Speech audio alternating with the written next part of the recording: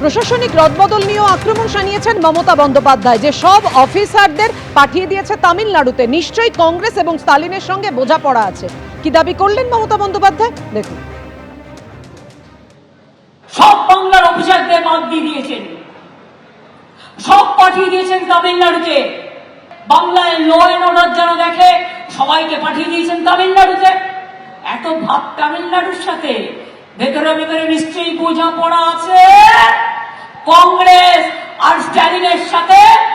কেন বাংলার অফিসারদের কোনোদিন, আপনারা বলতে পারেন 510 জন অফিসার শিফট হয়েছে অবজারভার হিসেবে, সারা 5টা রাজ্যে ভোট হচ্ছে।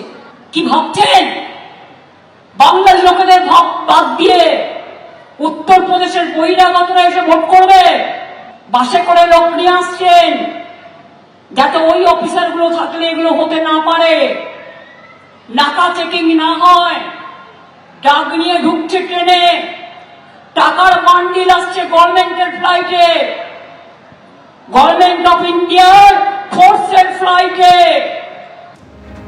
কেন্দ্রীয় বাহিনীকে অপমান করছেন এসব কথা বলে, পাল্টা শুভেন্দু অধিকারী।